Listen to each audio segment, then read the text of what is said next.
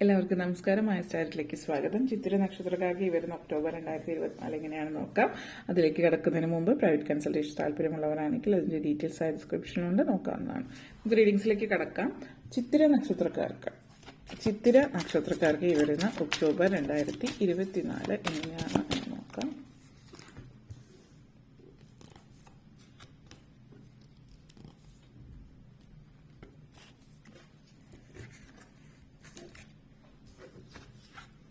Queen of Wands, 8 of Swords, 4 of Cups, 3 of Cups, King of Pentacles, 2 of Cups. ചിത്തിര നക്ഷത്രക്കാരെ സംബന്ധിച്ചിടത്തോളം ഈ ഒരു മാസം പൊതുവെ സുഖദുഃഖ സമ്മിശ്രമായിട്ടുള്ള ഒരു സാഹചര്യമാണ്. ആദ്യം തന്നെ പറയുകയാണെങ്കിൽ ആത്മീയമായിട്ടുള്ള കാര്യങ്ങളിൽ നിങ്ങൾ കൂടുതൽ താല്പര്യം പ്രകടിപ്പിക്കുന്ന ഒരു സമയമാണ് ഈ ഒരു മാസത്തിൽ. നിങ്ങൾക്ക് ഒത്തിരി മാനസിക സംഘർഷങ്ങൾ പലപ്പോഴും പല കാര്യങ്ങളും പൊതുവിൽ നോക്കുമ്പോൾ നിങ്ങൾക്ക് സന്തോഷമാണ്, അല്ലെങ്കിൽ ബന്ധങ്ങള്, സൗഹൃദങ്ങള്, സാമ്പത്തികം പൊതുവിൽ നല്ലൊരു സമയമാണെങ്കിൽ കൂടി നമ്മൾ പറയുമല്ലോ, എന്തുകൊണ്ടാണ് ഈ ഒരു മാനസിക സംഘർഷം, എന്തിനെ ചൊല്ലിയാണ്, എന്താണ് എന്നുള്ളതൊന്നും മനസ്സിലാകുന്നില്ല. പക്ഷെ എന്തൊക്കെയോ മനസ്സിനെ അലട്ടുന്ന പ്രശ്നങ്ങളെന്ന് നമ്മൾ പറയാറുണ്ട്. ആ ഒരു രീതിയിലുള്ളൊരു സംഘർഷം നിങ്ങളുടെ ഉള്ളിൽ ഉണ്ടാവുന്നതാവാം. നിങ്ങളൊരു യോഗ, മെഡിറ്റേഷൻ അതുപോലുള്ള കാര്യങ്ങളുടെ കോഴ്സ് നിങ്ങൾ അതായിട്ട് കോഴ്സിന് ചേരുന്നതായിട്ട് കാണിക്കുന്നുണ്ട്. അപ്പോൾ യോഗ, മെഡിറ്റേഷൻ അതുപോലുള്ള കാര്യങ്ങളുടെ ക്ലാസ്സസിന് പോകുന്നുണ്ട്. അല്ലെങ്കിൽ കുറച്ച് സ്ട്രെസ് റിലീസ് ചെയ്യാൻ പറ്റുന്ന തരത്തിലുള്ള സൂംബ അതുപോലുള്ള മനസ്സിനൊരു തൃപ്തി തരുന്ന കാര്യങ്ങൾ ചെയ്യും. ചില ആളുകൾ ഡാൻസോ, സംഗീതം, നൃത്തം അതുപോലുള്ള കാര്യങ്ങൾ അവരവരുടെ ഹോബീസായിട്ട് എടുത്ത് പഠിക്കാൻ തുടങ്ങുന്നുണ്ടാവാം. അങ്ങനെയുള്ള കാര്യങ്ങളിലൊക്കെ സാധ്യത സൂചിപ്പിക്കുന്നുണ്ട്. അതേപോലെ തന്നെ ജീവിതത്തെ കുറിച്ചിട്ടുള്ള നിങ്ങളുടെ കാഴ്ചപ്പാട് തന്നെ വ്യത്യസ്തം, ഒരു മാറ്റം വരികയാണ്. നിങ്ങൾ ജീവിതം ആസ്വദിച്ച്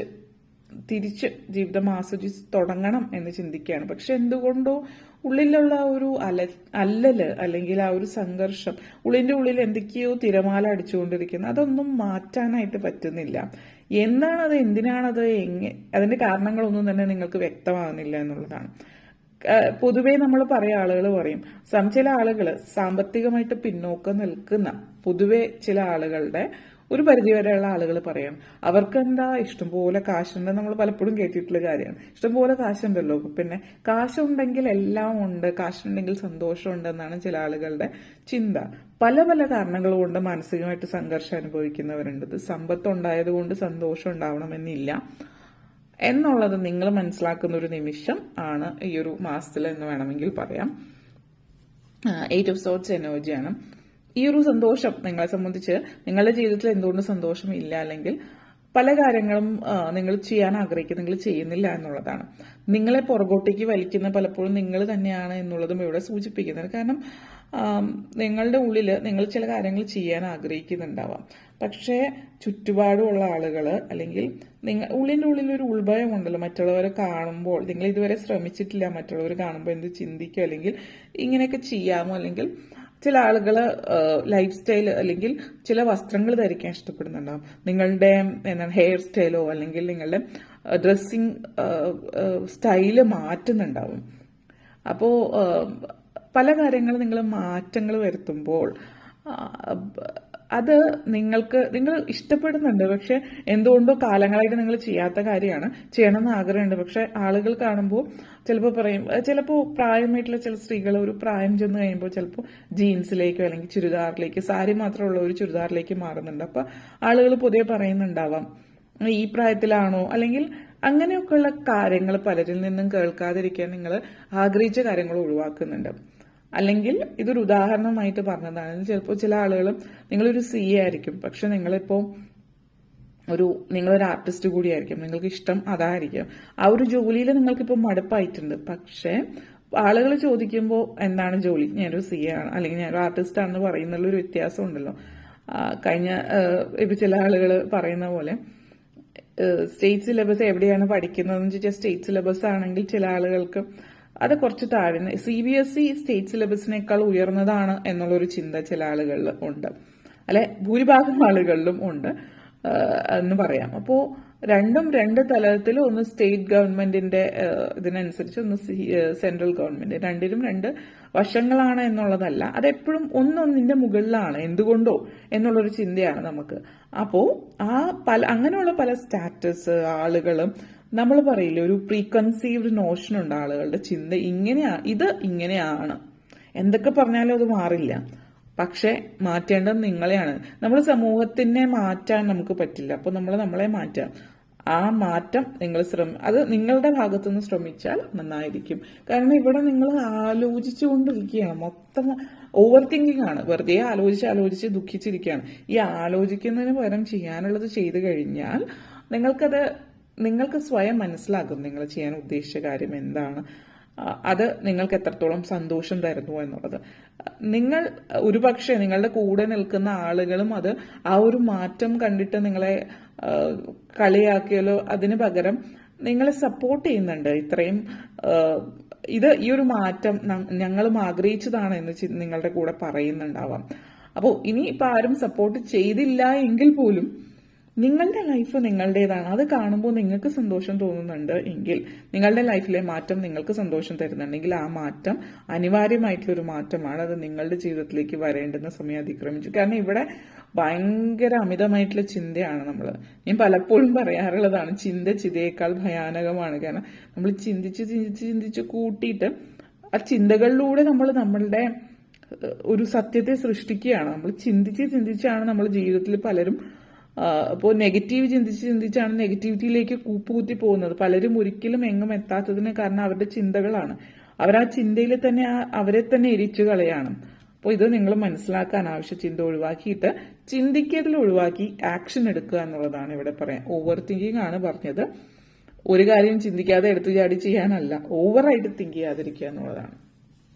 പിന്നെ ഈ ഒരു മാസത്തില് സന്തോഷപൂർണ്ണമായിട്ടുള്ള കാര്യങ്ങളൊന്നും നടക്കുന്നില്ല എന്നുള്ളതല്ല, സന്തോഷമുള്ള കാര്യങ്ങൾ ഈ ഒരു മാസത്തിൽ നടക്കുന്നുണ്ട്. 3 of Cups എനർജിയാണ്. അപ്പോൾ ശുഭമായിട്ടുള്ള കാര്യങ്ങൾ, ചില ആളുകൾക്ക് വിവാഹ സാധ്യത, വിവാഹം, പുതിയ ജോലി ലഭിക്കുന്നതോ അല്ലെങ്കിൽ അങ്ങനെയുള്ള സന്തോഷമുള്ള ഗുഡ് ന്യൂസസ് നിങ്ങളുടെ ലൈഫിലേക്ക് വരുന്നുണ്ട്. വളരെ ഇമ്പോർട്ടൻ്റ് ആയിട്ട്, വളരെ പ്രാധാന്യം അർഹിക്കുന്ന സന്തോഷകരമായിട്ടുള്ള സാഹചര്യം, അത് ആഘോഷിക്കുന്നുമുണ്ട് എന്നുള്ളതാണ്. അപ്പോൾ വിവാഹ നിശ്ചയം, മനസ്സമ്മതം പോലുള്ള കാര്യങ്ങളോ പുതിയ ജോലിയോ ഒക്കെ ലഭിക്കുന്ന കൺഗ്രാറ്റുലേഷൻസ്, അതിന്റെ സാധ്യത സൂചിപ്പിക്കുന്നുണ്ട്.